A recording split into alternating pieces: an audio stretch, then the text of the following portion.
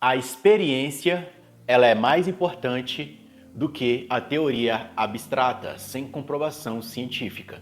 Como você está observando aí, esse período da história moderna ou da filosofia moderna, houve um grande avanço da experiência científica, onde teorias são colocadas em xeque, são colocadas na experiência para ver se consegue provar de forma científica. E aqui há uma valorização muito grande do empirismo, da experiência, e do racional. E hoje aqui eu vou abordar sobre um filósofo, ensaísta, empirista e cético do século XVIII. O nome dele é David Hume. Mas antes de falar sobre ele, deixa eu me apresentar aqui. Olá, seja bem-vindo ao canal O Aprendiz de Filósofo. Eu sou Josinácio, tudo bem com você? Espero que você esteja bem. Nós já estamos chegando aqui na 25ª aula sobre um curso aqui de iniciante em filosofia, para você se aventurar, pelo menos ter uma introdução na filosofia.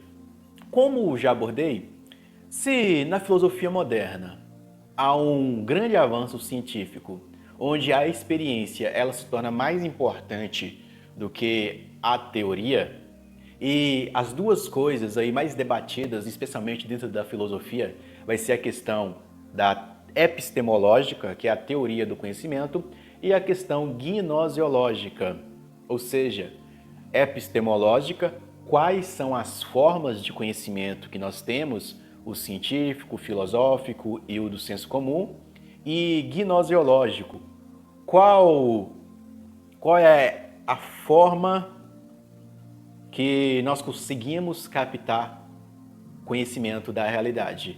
Ou seja, na gnoseologia a gente vai abordar sobre a gente tem a razão, que é nosso meio para captar conhecimento da realidade, ou nós temos conhecimento da realidade através da experiência, através dos nossos 5 sentidos, visão, tato, paladar, olfato.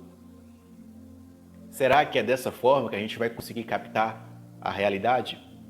David Hume, ele vai aventurar os seus estudos sobre a epistemologia, sobre a moral, teologia, lógica. Ele vai novo para a faculdade, começa a estudar lá por volta dos 12 anos de idade.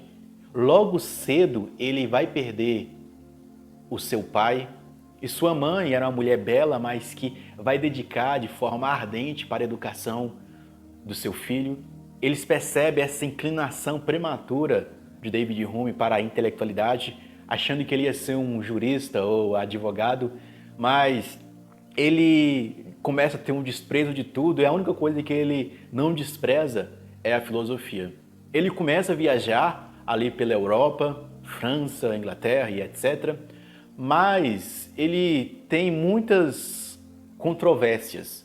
Porque o primeiro livro que ele escreve, que eu acho que é sobre ensaio sobre o entendimento humano, ele achou que é um livro que ia ser bem recebido, mas ele imprimiu esse livro, mas quase ninguém leu. Ele tinha imprimido o livro e já estava preparando para rebater possíveis críticas que esse livro ia suscitar no meio acadêmico. Mas esse livro dele não foi bem aceito. E ele também foi começar a ser frequente em algumas universidades, mas devido a ele ser acusado de ateísmo, ele não foi aceito. Em outras faculdades, ele tentou disputar uma cátedra, uma cadeira universitária, mas também não conseguiu. Ele passou boa parte da sua vida na penúria, ou seja, passou boa parte da sua vida com pouco, vivendo com pouco. Ele, na sua época, ele não foi tão reconhecido assim. Foi um intelectual modesto, vamos colocar, um intelectual que trabalha em uma universidade, mais ou menos assim, que teve seu prestígio ali regional.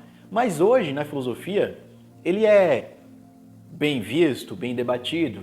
Normalmente, filósofos são reconhecidos depois de mortos. É a sina do filósofo. Mas o que a gente pode pegar dele? Ele vai ser uma referência para a gente pensar uma linha de filosofia que é o empirismo.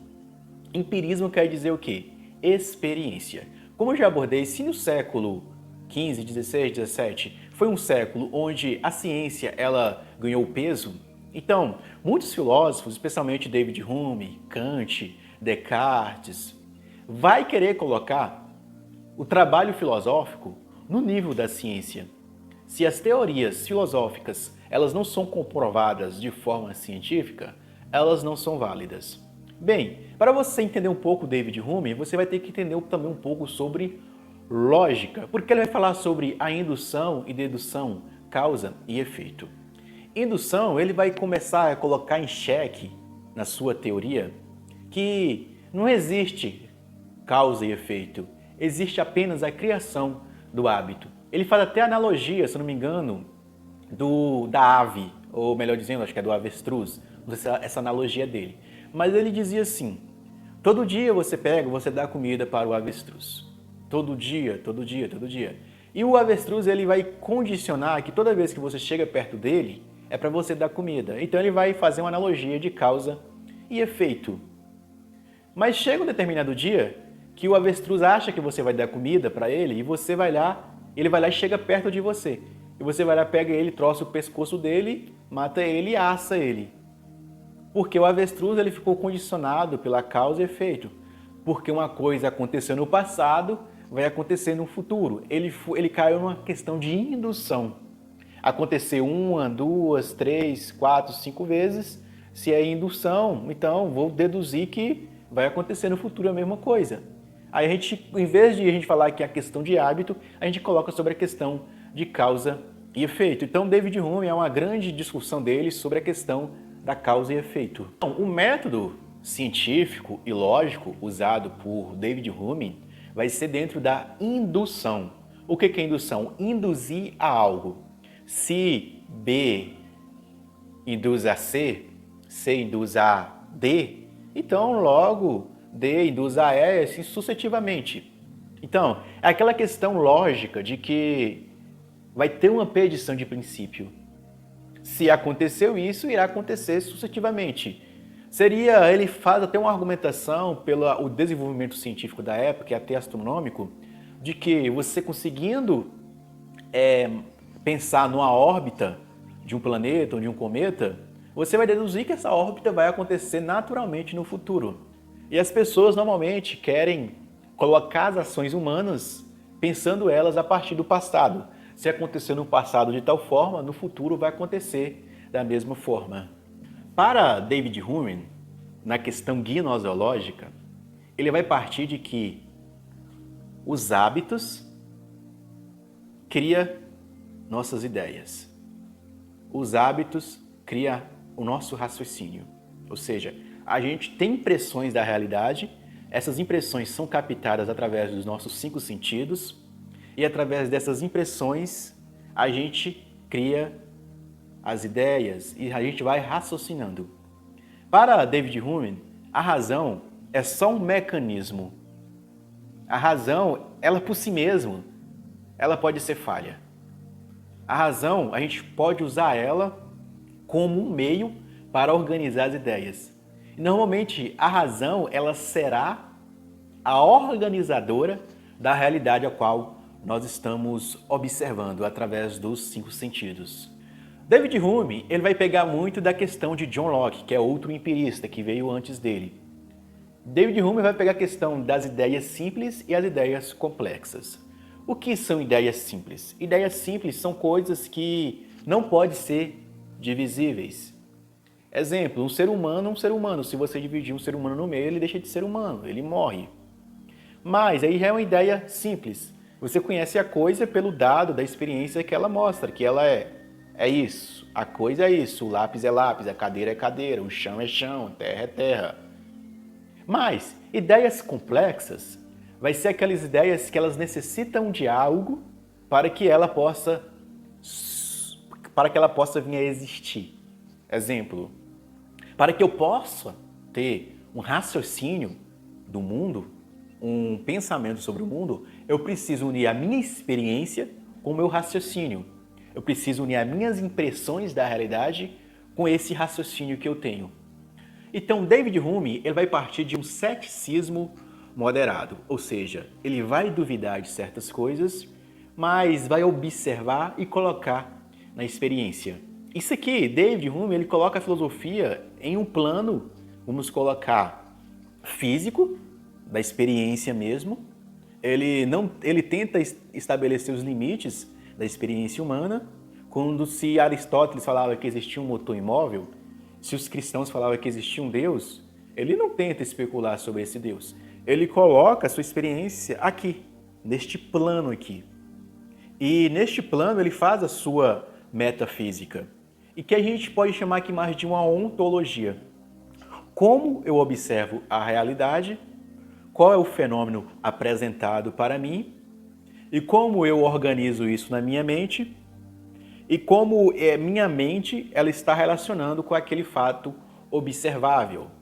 Ou seja, se eu falar que Deus existe, tanto faz, porque isso não é uma coisa que eu posso experienciar aqui na experiência.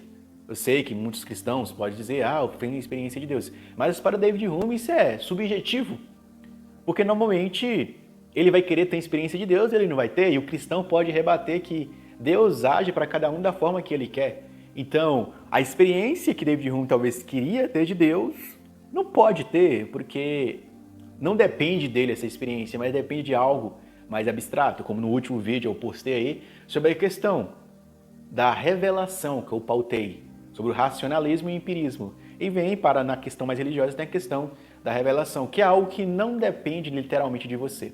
Então, aqui, David Hume ele reconhece o limite da razão humana. Ele coloca até um cheque aí, ele começa a debater até questões teológicas, que ele fala assim, o que é mais fácil você acreditar?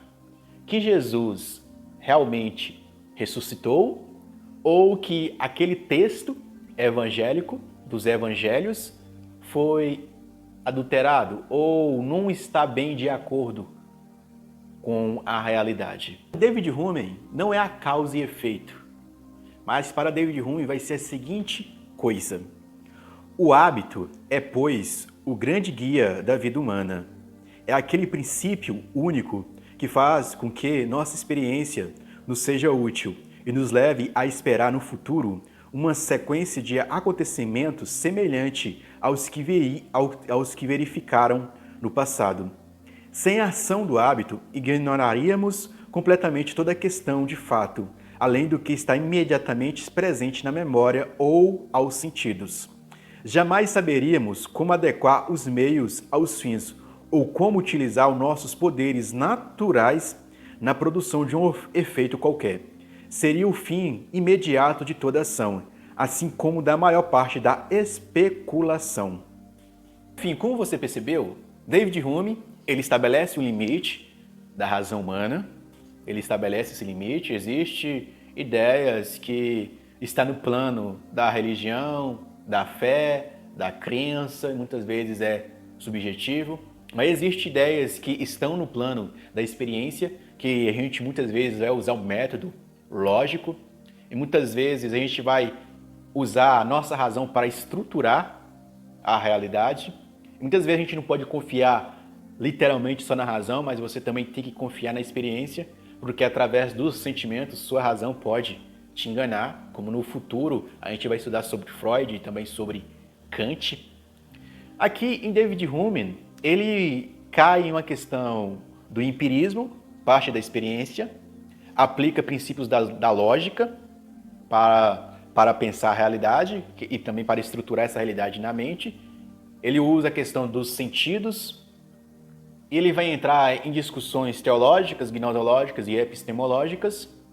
E mais, o grande axioma dele vai ser a questão do hábito. Ou melhor dizendo, eu posso até dizer que, para ele, o hábito faz o homem, o hábito faz a experiência do homem. Mas como aquela questão lá do peru, mas nem sempre o hábito nós vamos ter a certeza absoluta que se acontecer no passado, vai acontecer igualmente no futuro. O hábito não é uma comprovação certa de que tudo irá acontecer como a gente está previndo. O que eu queria passar era só isso, uma introdução aqui a David Hume. Espero que esse conteúdo ficou legal para você. Bons estudos, não se esqueça de se inscrever no canal e dar o seu like. E eu fui!